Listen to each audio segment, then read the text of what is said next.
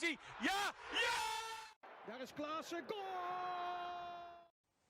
Hi there, it's podcast 67 from Football-Oranje, your home of Dutch football.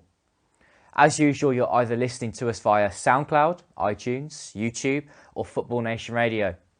Make sure, as usual, you're keeping in touch with our social media and podcast outlet platforms, giving us a like if you enjoy our podcasts, and subscribing wherever you are.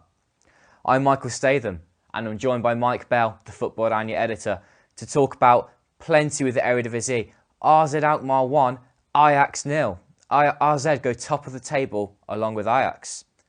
Feyenoord 3, PSV 1. Plenty to talk about with that game as well as Willem II's absolute resurgence to third on the table, and some questions thrown into via Twitter. Some involving the Dutch national team too, with Euro 2020 ahead. Mike, the main talking point of this weekend, AZ 1, Ajax 0. AZ are going joint top of the table with Ajax. It was a last-minute winner. What did you make of the game as a whole? And I think the question on many people's lips is, are AZ genuine title contenders now? Well, I thought the game was very even from the start. I don't think that either side really dominated proceedings. I think they both had chances. I think if you look at the Donny van de Beek one in the first half, they really should have scored. In the second, I think the AZ were the better team. They had a few shots blocked. And yeah, in the end, they got the goal in the 90th minute. Boadu, I think his main criticism of him so far this season, he scored a lot of goals, but he also misses a lot of chances. And there's a few times where he got through in goal. He tripped up once when he was clear. I thought it wasn't going to be his day, but yeah, he got ahead of Skurs, got a header in the net, got big 3 points for his side. And yeah, for me, they are genuine title contenders now, because if you look at what's happened to Ajax, it sort of went off the boil in recent weeks. Injuries are causing big issues for Ten Hag without Promise, and Neres up front are struggling for goals. You saw it in midweek. You saw it last week as well against Willem II. You saw it midweek against Valencia. There's something not going right now for Ajax, and AZ took advantage today. And yeah, if you can keep this up, I don't see why they can't. I think if January's coming up, the winter break, the only position I can see them needing to strengthen is the centre-back one. I don't think that Jordi Clasie can be a long-term solution for there.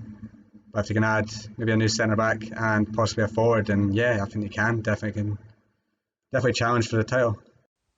On the point you made about Jordi Clasie there, with him playing at centre-back, he's not a centre-back at all, is he? He's quite a short player and lacks that height. And playing next to Stijn Valtens as well, who I think's probably only 6 foot himself, so not a really tall defender.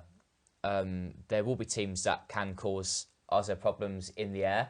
We've yet to see that though, haven't we? They didn't have many problems in the air today against Ajax, although Ajax didn't create many opportunities full stop, did they? And against Man United as well, in the end, United's pace was too much for AZ rather than strength. So yeah, so far, Clasie at centre-back has been an experiment which is paying off well. I'm assuming Arne Slot, the AZ manager, is doing that because he wants to keep Koopmeiners in midfield rather than putting Clasie in midfield and dropping Koopmeiners back, which has happened in the past. It's been a wise move, and it's working quite well so far. I remember that one tasty tackle towards the end of the match that happened today as we're recording, where Clasie just cleaned Huntelaar out from behind, only got a yellow card, but that's what Clasie's really good at, isn't he? You know, you got a yellow card there, but really winning the ball, rushing out of his centre-back positions into midfield to win the ball back. And with regards to the Ajax injuries, yeah, they've had 3 defeats in a week to Willem II, Valencia, and now AZ, and they haven't scored a goal in any of the 3 of them. They're sorely missing Promes, Neres, and a host of other players. Although you'd think that there would be enough there to keep them going, but clearly not. And actually, Ziyech can't do it by himself. And I think Huntelaar as well is lacking the movement. His age is really showing at the moment, now that he's being relied upon to play whole games for Ajax. I think it's maybe a time to give a couple of the younger strikers in the squad a chance, because I guess at least their eagerness is gonna shine through, and they can, like Noah Long, for example, where he got a hat-trick in his full debut. It could be a risk worth trying until they have the full squad back. Ajax right now are crying out for the winter break. So, until that point, they've just got to keep going. And then when it gets to January, they can go full steam ahead again for the title and try and find some motivation for the Europa League, because clearly they don't want to play in it, which is a shame, because it's a competition that they could win. It's a really tough competition to win the Europa League. You need a lot of luck on the way, but it's something that they should be looking forward to rather than sort of complaining about. Although I suppose losing the Champions League group stage with one of the highest points totals ever accrued, then to not get through is going to hurt. It's going to hurt the players. Finally, Mike, with regards to the goal that Ozil scored the last minute, you had Boadu sort of leaning back into Perskers, and I'm sure you want to address a lot of the things I was just talking about there, Mike, but the point about Boadu versus Skurs in the penalty area for that last corner, Boadu just sort of stood his ground. He has a bit of strength about him, but I back Skurs in that battle to win that ball and get it out of harm's way. Boadu just basically stood his ground and nodded the ball in. Should the defender do better there? Because I know a lot of Ajax fans and Netherlands fans as well have earmarked Skurs to be a potential centre-back of the future, and yet he's losing that battle to Boadu, who's hardly 6'7" big burly striker. No, I think it was a bit of it was the 90th minute, the lack of concentration from Skurs there, who I thought had a really good game up to that point. He made a really, really good tackle on Boadu, and it stopped him getting through on goal in the first half. And I think, he's still a young centre back, and he had a moment there that he should have really got in front of the ball. He didn't. He let Boadu basically back into him, which he shouldn't have done, and they paid the price for it. Boadu shouldn't be winning headers against Perskers, but it was just a really good cross, and you got to credit Boadu for making the most of that situation. For me, what you said was true about Ajax. They're waiting for the winter break to try and get some of these attackers back. Ziyech can't do it all on his own, and you've seen that Dusan Tadic, who was a revelation last season. He scored so many goals. He hasn't been able to do that in the second season yet. He's only got 7 goals in the Eredivisie. He only got 3 in the Champions League. He was really their talisman last year, and he was the one that started scoring constantly for them. He's not been able to do it this season either. So it is the attack that's really struggling for Ajax, because defensively they're not horrific, but they need to start scoring goals again. And without Promise, who had that absolutely amazing link-up with Ziyech before he got injured, he was basically scoring every game, and it was money from Ziyech crosses. So you'd think that having him back would bring the goals back, but need to add other options. They spent a lot of money on Hassan Abande, who got injured last season. He's back for young Ajax, but I don't think he's doing much. Noah Lang, he didn't do much against Valencia. Sort of disappointed after scoring his hat-trick on his first start. If you look at young Ajax, the options there, you got 17-year-old Sontje Hansen, who was top goal scorer at the Under-17 World Cup, and made his first appearances for young Ajax and scored. He's one for the future, but not for now. So if these players are going to be out for a while, then maybe Ajax is going to need to loan maybe a striker in January, because they can't. If Ajax don't win the title this season, something's gone horribly wrong. PSV aren't anywhere near it. Feyenoord aren't going to do it. AZ have got a really young side who have the excellence of Boadu, Stengs, Idrissi and Koopmeiners, but if one of them gets injured, you'd think they'd fall away. So if Ajax aren't champions by the end of this season, then something's gone desperately wrong. So you think at the minute that Ajax should still be running away with the title come the end of the season, or do you predict that AZ are going to be neck and neck from now on? I think it'll be a lot closer than I thought it was going to be a couple of weeks ago. But I think Ajax should be winning the title. I hope that AZ don't drop points in stupid circumstances like they did earlier in the season. I think they lost at home to Heerenveen. They need to basically keep up their momentum, but they do have a very young side, so as the season gets longer, some of their players are probably going to fall away. I hope they don't, but I can see Ajax strengthening as the season goes on, and I make them big favourites still. I still think that Europe could play a huge factor on the title race, especially in the situation we're in now, where I know that AZ as a whole, supporters, players and staff are going to actually feel that win was it's monumental for the whole season. It could start to make their season special, because that belief it's going to give them will be unreal. They're level on points with the best defence in the league, having only conceded 8 goals in the league all season at the halfway stage. And yeah, they can go on now and back in their home stadium. I'm sure it's going to sell out a lot more, considering what's been happening with this special team. But yeah, Europe could play a big part. It depends who they're going to be drawing in the last 32, both RZ and Ajax. How much effort Ajax put into the Europa League, I'm sure they will, because I guess one way of looking at it for their point of view is that they need to boost their club coefficient points for next season's Champions League seeding. And if RZ start going to, say, the last 8 of the competition, that's going to tire a very thin squad out already. So there's factors on for both teams there to consider, which could be huge in terms of what happens now in the title race. But yeah, what is for sure, we won't be seeing PSV or Feyenoord in the title race. But a really entertaining game, actually, played out between the two of them today. Final 3, PSV 1, as sort of like the second of the 2 sort of huge games in the Eredivisie this weekend. And how poor were PSV again, Mike? That's 2 wins in 12 games in all competitions.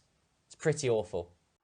Yeah, the club have been awful for weeks now, and something's got to change, because they said a couple weeks ago that they're now focusing on getting second place, but if they keep playing like this, they're going to get nowhere near it. And you've got to say that there's teams now that could finish above them in third. I mean, Willem II are doing excellent. They're now third. Feyenoord are coming back. If this PSV side don't improve, then yeah, they're not even going to finish top 3, 4. You've got to look at them now getting rid of Mark van Bommel. I think that he's done all he can with his side. You can see that the players aren't confident anymore. They're hopeless all over the pitch. Defensively, they're awful.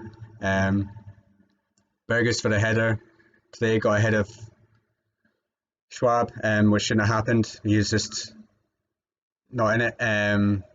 Dumfries gave away a stupid penalty, tugging back Sinistera, and he's meant to be the captain. You know, it's all over the pitch. They're just lost, and they've lost their heads again today. And you just can't see it improving under Mark van Bommel. They had chances to score. Vermeer made a couple of good saves, but they're just blunt all over the pitch. A big blow for them would be Malin went off injured again. Hopefully that's not too serious.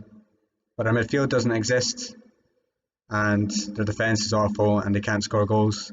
You just can't see it ending well. And even he brought Pereiro off the bench with probably about 20 minutes to go. He scored an absolutely brilliant goal.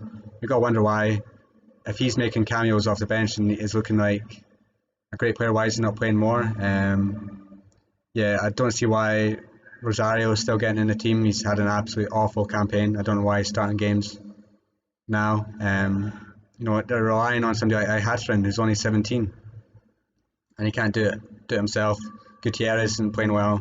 It's all over the pitch. They've got so many problems, and yeah, I fear for them right this moment, because if they keep Mark van Bommel, it's going to be an awful season for them. Yeah, you just can't see it going on with Mark van Bommel at the helm, because it doesn't look like it's going to get any better. I suppose one thing that might kind of save him is if the PSV boards and supporters cast their minds back to when Giovan Bronckhorst was manager of Feyenoord, and he lost, was it 7 or 8 games in a row? And I think they were all in the league. But he still turned the season into a very positive one, because Feyenoord finished 3rd and won the Dutch Cup, as far as I can remember. And Van Bronckhorst went on to win quite a few competitions with Feyenoord without actually sort of progressing the squad. So it's up to you, I suppose, whether you think Van Bronckhorst was a success or not. But yeah, Van Bommel was in a very tough time with PSV, but he could still turn it around. I just think it's very hard to see at the moment. On the point about the young players that are impressing for PSV, they are. You've got a handful of young players that are doing their best, but it's the experienced players around them that just really aren't pulling their socks up, aren't pulling their weight. And I wonder if that's, well, yeah, it is. I do think it is Van Bommel's leadership from the top down that's just not going well at all. I've spoke about it early in the season, about how there's a lack of leaders in that squad, and the choice of captain this season really stood out for me, because Rosario shouldn't have been picked. He's a very young midfielder, and I don't think he was ever been a vocal player on the pitch. So who else should it have gone to? And then I thought it would have gone to Daniel Schwab because having returned triumphantly back to PSV, he could come back and win the league with them. But no, actually, he's been making mistakes left, right and centre and hasn't been reliable at all, hasn't been playing a lot of games for PSV. So then why is Dumfries getting the captaincy? Because for me, again, I don't see him as a leader. I think he's actually someone who's quite petty. I think he's someone that complains quite a lot to referees. And again, today he made a poor mistake to give away the penalty against Feyenoord. A big worry as well for Netherlands fans if Dumfries is going to be making mistakes like that, because he's going backwards at the moment. He's not going forwards. Yeah, Dumfries is a big worry. Maybe he'll kind of last year, him being the standout right back for the Netherlands for years to come, but he's had an awful season so far. But you can say that for the whole PSV side. If a new manager comes in and confidence comes back into the side, then maybe he'll improve. But I just can't see it going on. You just have to think that before the winter break, PSV are going to decide to sack Van Bommel. They've just got to, because they're basically risking their season right now by keeping him on. You had the excuse before that, Malen and Bergwijn were injured, but they're not now, and they've been playing for the past couple of weeks, and there's not been a great improvement. Yeah, they hammered, Fortuna Sittard last week, but Fortuna Sittard are not a great side, and you should be beating them maybe 4 or 5-0 at home. You saw it on Thursday. They said that they wanted to help the Dutch coefficient by getting a good result in the last Europa League game, but they got held to a 1-1 draw against Rosenborg, and at the end, Rosenborg really should have won the game. So yeah, I think that PSV are a real problem this season, and it can only go one way. Sure, no, you're right. And before I open up with some Twitter questions that we have, I've got a question for you, Mike, and that's, well, where do Feyenoord go now? Because that's a really good win against PSV. But how many times have we seen that this season and last season where they can go and pull out a magnificent performance against one of the bigger teams? Even this season, you beat them with Porto in the Europa League. But then they might go away from home, or the next week they'll play dreadfully and it's back to square one. Is this it for Feyenoord now? Are they going to go on a positive spiral of results?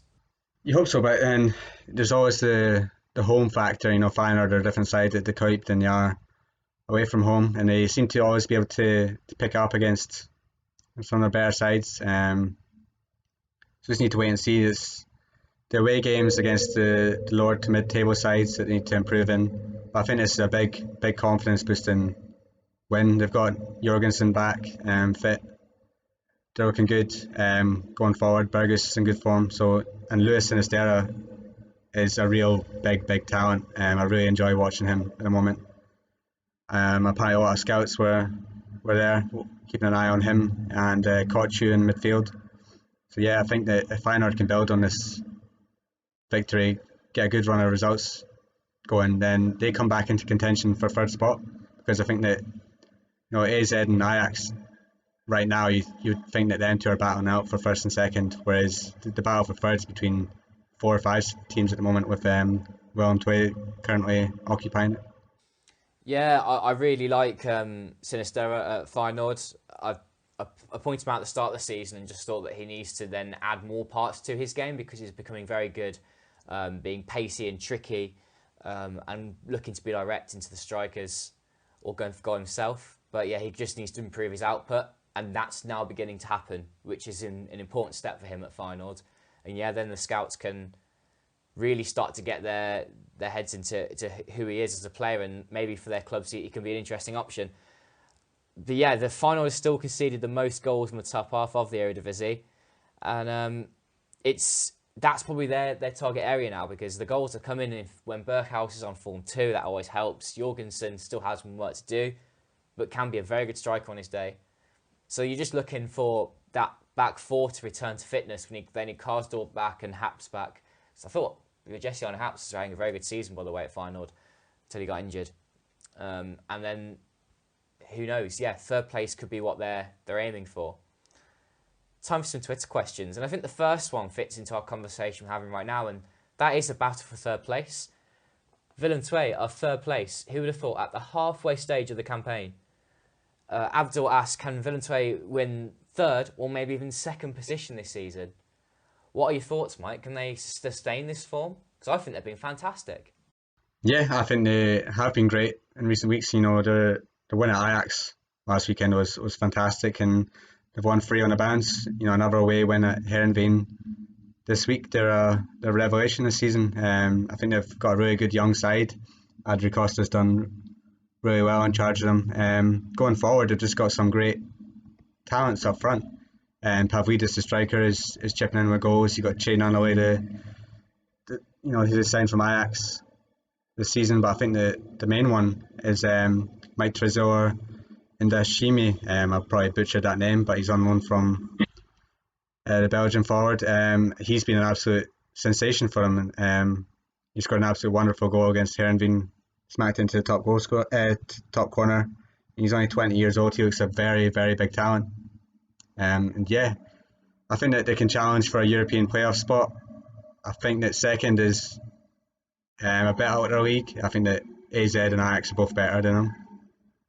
But I think if you see that PSV and Feyenoord keep dropping points, then yeah, I don't see why they can't challenge for third. But yeah, top 6, 7 is definitely going to be on the cards for them.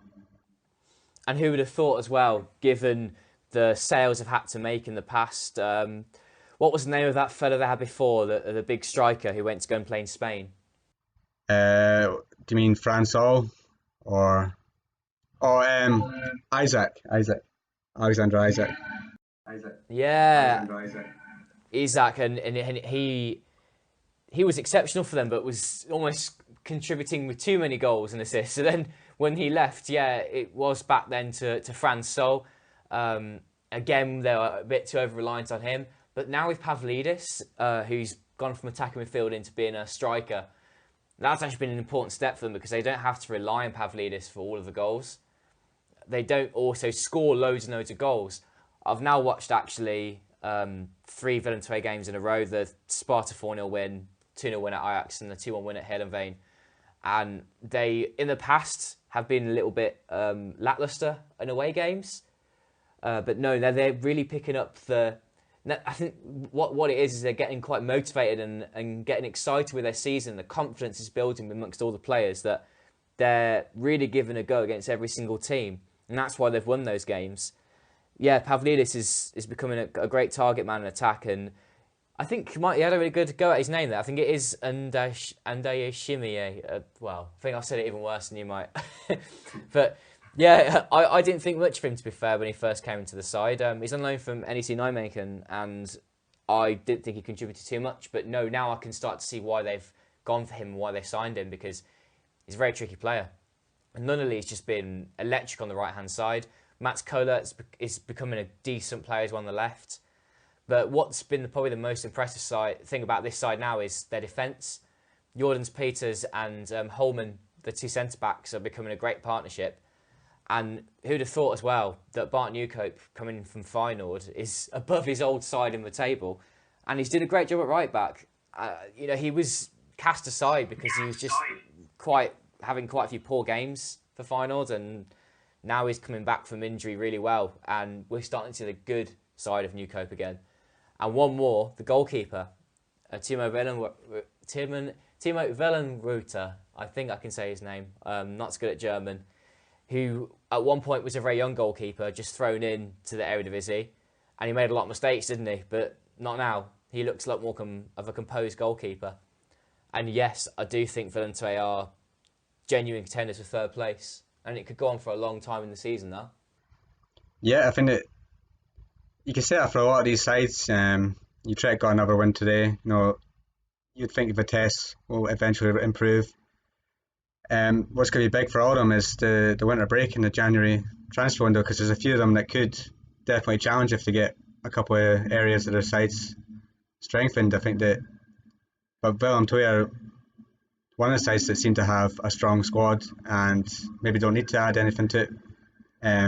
Maybe another striker if Pavlidis, to give him a bit of competition. But yeah, I think they're looking very strong at the moment, and if it keeps up, then why can't they benefit from other sides that just aren't performing?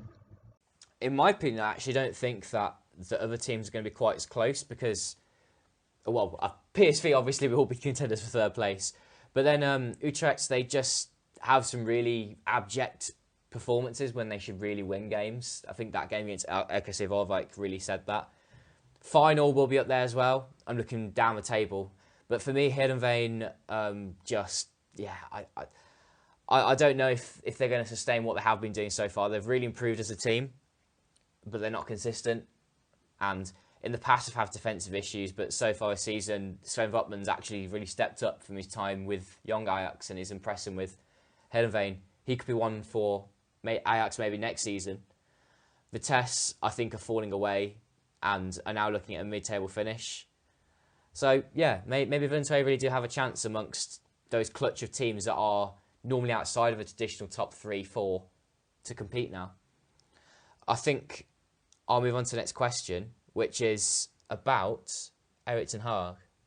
A really tasty one, actually, because it's how Ajax now deal with their season and looking into next season. It's from Will. Will the Ajax loss in Europe, get knocked out of Champions League, is Erik ten Hag now surely gone at the end of the season?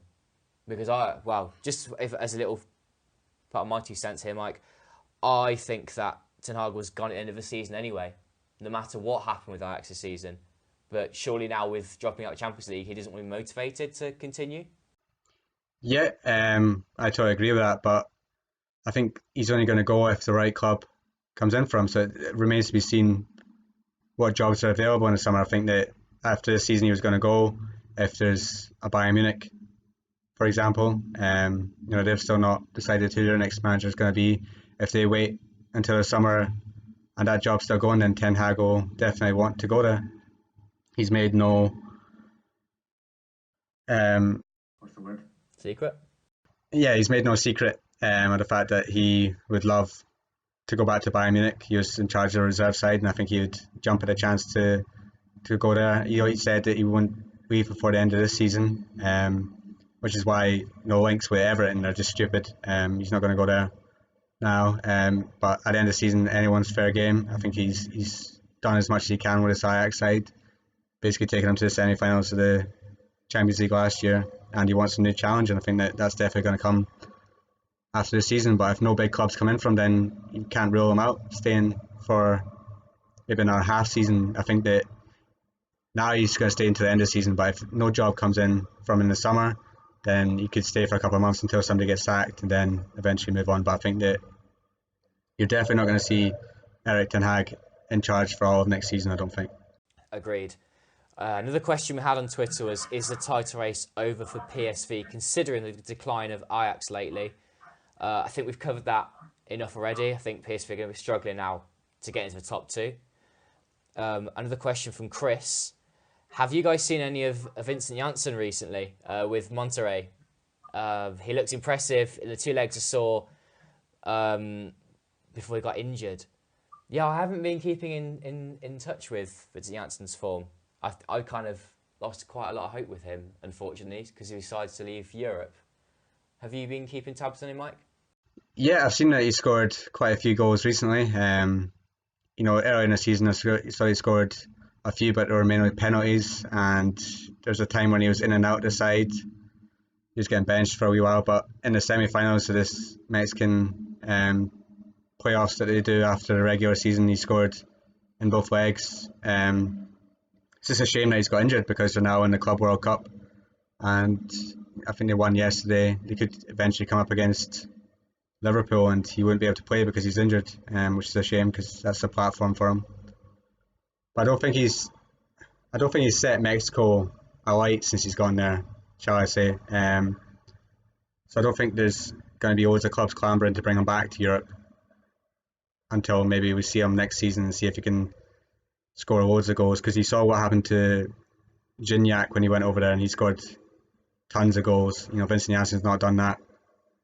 So if a club is going to come in for him in the future, he's going to have to start banging him in regularly, and he's not doing that right now. But it's definitely an improvement, him scoring in both the semi-finals, and I hope he does get his form back, because his time at Tottenham was just atrocious. I think they totally destroyed his confidence. It was a bad move from both sides. He shouldn't have left after only one season with AZ, and Tottenham shouldn't have signed him because I don't think they really did their homework on him. and he never should have went there because they already had Harry Kane anyway. So it was a stupid move for him, and it's it's damaged his career. But I hope to see him get back to somewhat of form. I would have tipped a few of the Dutch clubs to sign him in the summer, but he didn't. He's gone to Mexico, and good luck to him over next season. So for you, there's not going to be too many surprises now in the Netherlands squad. There's two couple of friendlies announced against the USA and Spain in March. Both are played in the Netherlands, so plenty of opportunities there for Dutch fans to go and watch the Dutch national team. Are these two good friendlies for the Netherlands, Mike? Are they going to really test the Dutch before the Euros? Yeah, I think the one against Spain is an exciting one. At home against them in Amsterdam. They won that game, and they played against each other 4 years ago in a friendly, and Holland won it 2-0. I think that games against Spain have gone up in the rivalry since the World Cup final, and then the last World Cup game that famous Van Persie goal, and that was started somewhat of a decline for the Spanish national team. So I think that games between the two nations now are ones to look forward to. And the USA one, that's going to be played in Eindhoven, and you don't usually see Netherlands games there, but it's a good chance for them to fill out that stadium. And it's been given a bit of extra since Serginho Dest decided to play for them over the Netherlands. So it's going to be, I think, two very good friendly matches, and ones that can help Koeman decide who deserves a place in his final squad, because right now there's a lot of question marks over especially spots in the attack. I think Koeman's got a big job on his hands deciding who makes that final cut, and these games are going to help him. And do you see now Koeman taking any risks with his squad? Because we spoke about Janssen there, but are there any opportunities for players such as him to get into the squad now? I'm also looking at the right back position, where Dumfries having a tough time. Veltman is often criticised with Ajax. Can you see changes in these positions still? I think there's always opportunities for players to come from nowhere and be a surprise. I think that the right back slot is one that's up for grabs. If Kenny Tete starts playing week in, week out for Lyon, he becomes a contender again. If Rick Karsdorp can start doing the business for Feyenoord, then he also comes into the equation. Then you've got Joel Veltman and Dumfries, who has the position at the moment. I think he's got 4 decent options there, and he needs to whittle that down to 2 before the tournament. And then you look at AZ's youngsters. Wijndal. There's the argument that he's possibly one of the best left backs that Netherlands have at the moment, and if Haps comes back at Feyenoord, that's another option. So he's got plenty of options, but Vincent Janssen, no, I can't see him getting back into the squad. I think that you've got quite a few forwards vying for that position. I think Boadu keeps scoring. I know he misses a lot of chances, but he keeps putting the ball in the net, which is going to do him massive favours going into it. I think he'll be the one that will be really hoping to break into the squad. And you've got obviously Memphis Depay, Luke de Jong, and Wout Weghorst are the other options up front. And I think there's a lot of competition for places, and I think there will be a few surprises between now and him announcing the squad maybe in May, June time. We just need to wait and see, but I don't see Vincent Janssen get back into it.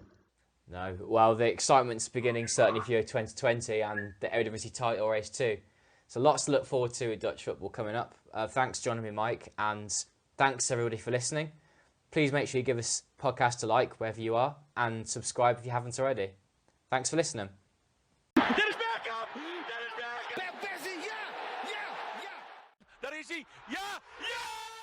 Daar is Klaassen, goal!